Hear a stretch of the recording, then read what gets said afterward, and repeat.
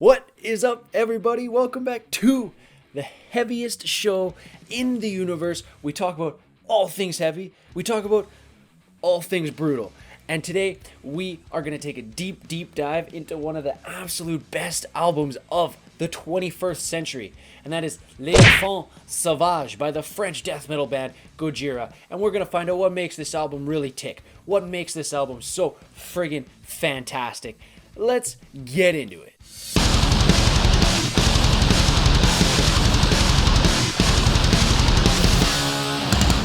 Alright, so every time I see this album, every time I listen to this album, I'm always reminded of L'Enfant Terrible from Metal Gear Solid, the terrible twins project that birthed. Anyway, this is not Metal Gear. This is the heaviest show in the universe. Let's go. This album was really Gojira's big breakthrough. Their first real masterpiece. Though personally, I also think From Mars to Sirius is equally as fantastic as this one. This one is widely regarded as Gojira's huge breakthrough in the metal community. After this, they went touring with big bands like Metallica. Really displays the technical prowess that Gojira has when it comes to layering riffs and time signatures on top of one another and really playing with their rhythm. So without further ado, let's see what made this album one of the best of the 21st century. L'Enfant Sauvage.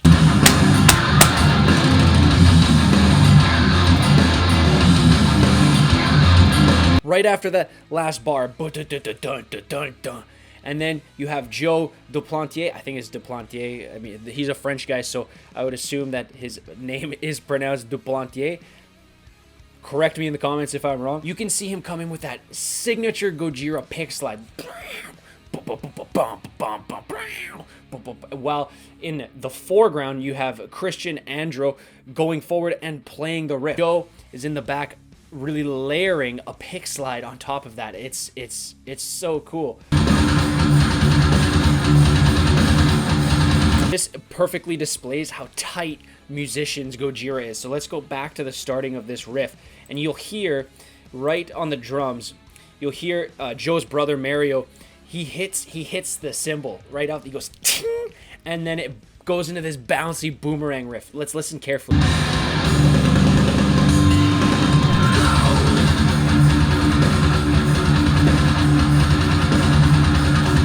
That is so sick. That riff is just like this boomerang that comes back and forth. And so with this first breakdown riff, you really see what I'm speaking of when I say that Gojira loves to layer these rhythms and these simple pieces of music, but makes them like way heavier just by layering a different type of rhythm on top.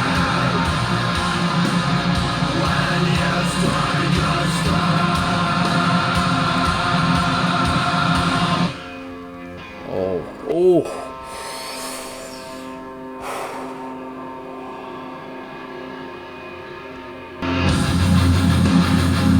What a banger. What an absolute banger.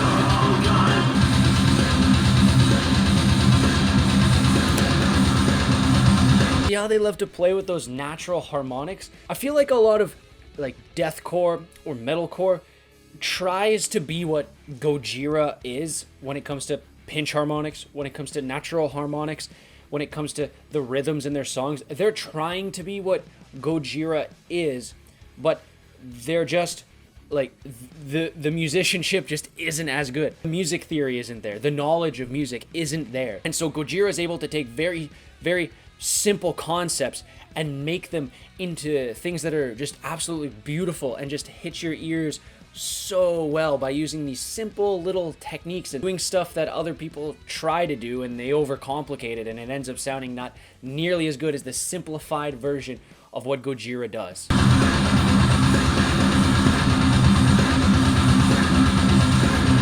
You don't know what they're gonna do with these rhythms.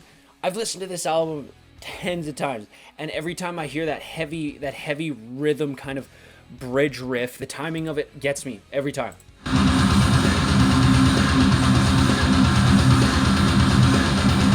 See?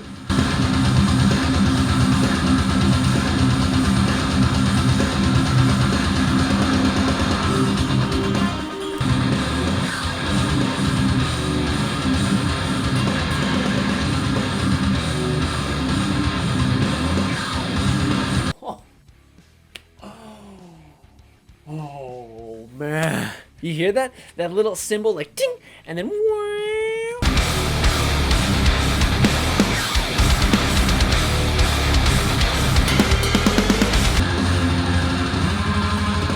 so I love how in the main heavy riff here,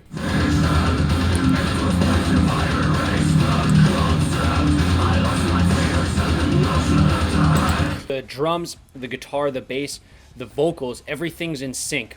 And then they go to this bridge riff and they split it apart. So you have the guitar playing 16th notes, and then you have the vocals on a slower pace, as well as the drums slowing down, and it's like boom boom ch boom ba-doom boom ch. Wow, the guitar is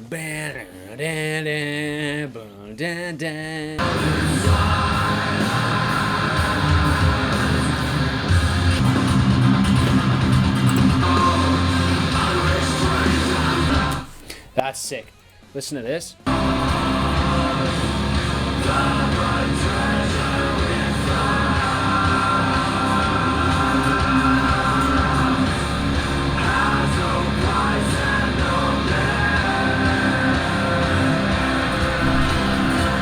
That's incredibly fucking heavy.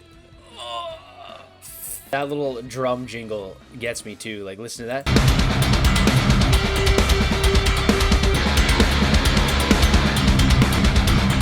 The timing and tightness of this band is on another level.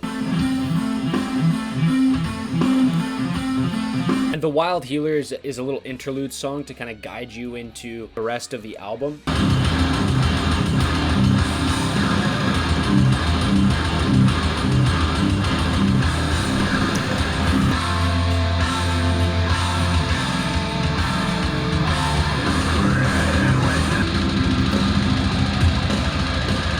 Oh, that's so cool. Listen to that again.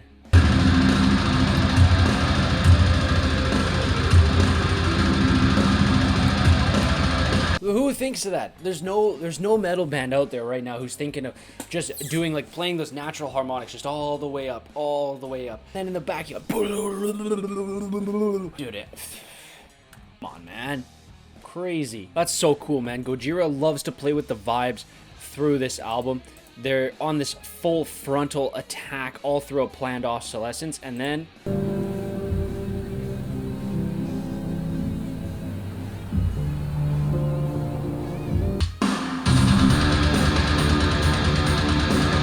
there's that tightness again. Let's just go back. Let's just restart it from the beginning.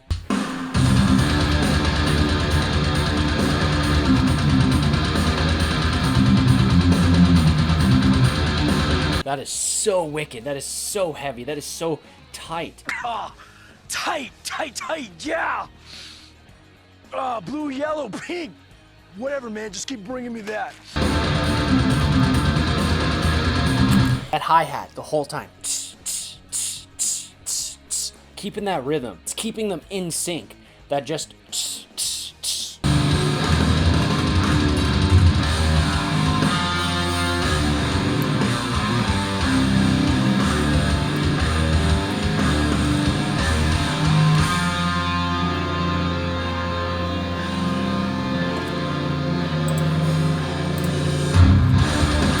Oh, oh, oh.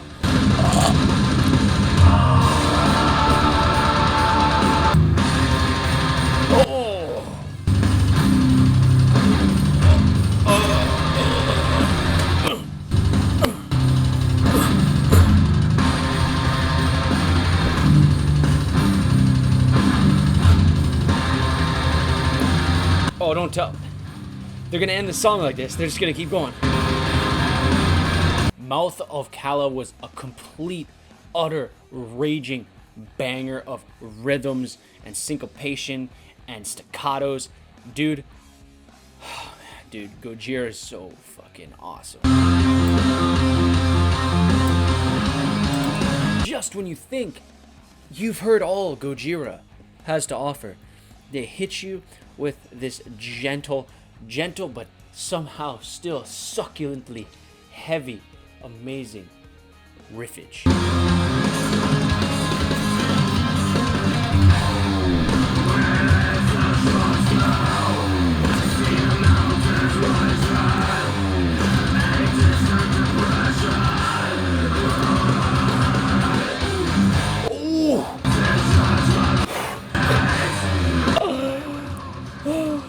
peak badassery. That is peak badassery. Dude, that's so good. That is so good. Oh, dude, I'm like tearing up a little bit here. That's how good. That's how good that is. Damn. Shit. They gotta slow it down for this one, man. They just kicked your ass. They just kicked your ass in the gift of guilt, and they're gonna slow you down with pain. Is a master. Or are they?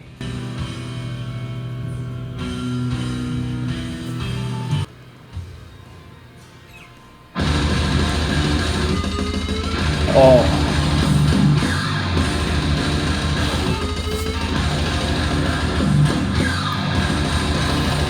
Fuck. They do so much with so little. All that main riff is, it's just riffing.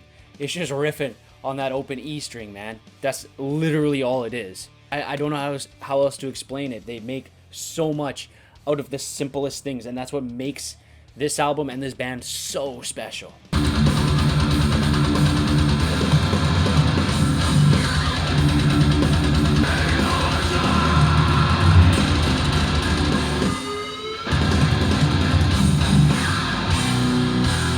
Oh.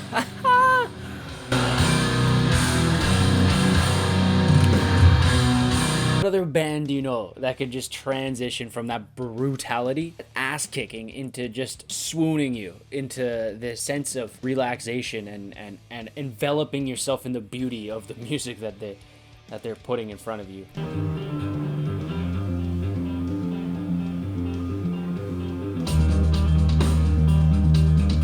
And so now we go to the last track on the album, The Fall, and I'm so stoked to listen to this, but sad that the album journey has come to an end, my friends. Let's pepper our Anguses for the last track.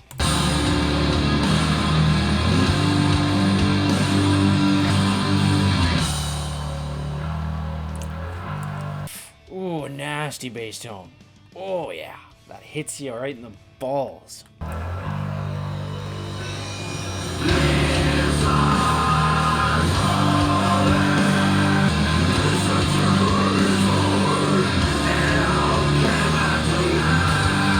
You know, admittedly, Joe Duplantier, vocals, he's not a terrible vocalist, he's a great vocalist, but this is the first time in the whole album that he's gone very deep and very guttural, and he's good at it. It stands out. It's great. It sounds fantastic here.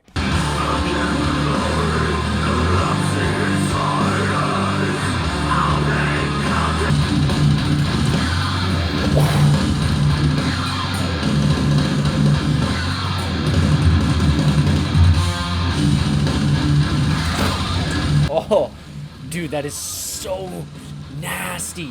Oh.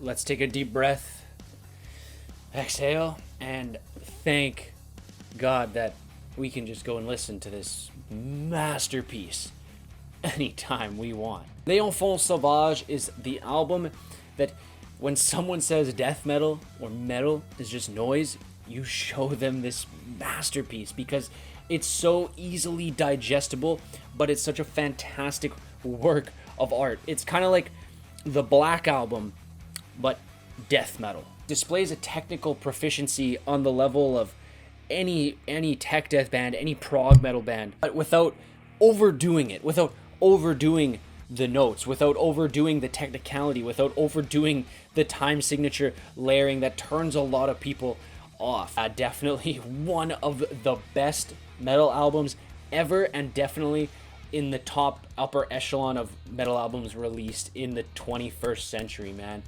I'll listen to this album front to back anytime. So what do you think of L'Enfant Sauvage? Have you heard it before? Are you a fan of Gojira? Maybe you're not a big fan of the heavier type, more extreme metal. But either way, what did you think after following through with me in this video? Let me know down below. I would love to hear your opinion on this album and Gojira. Also, let me know down below what other albums you want me to do deep dives on. I love doing this, sitting down and listening to an album front to back and listening to the little intricacies and nuances. And if you want me to do that with your favorite album, please comment down below. I would love to do it. Everyone, stay heavy, stay friggin' brutal, and we'll see you next time on the heaviest show in the universe.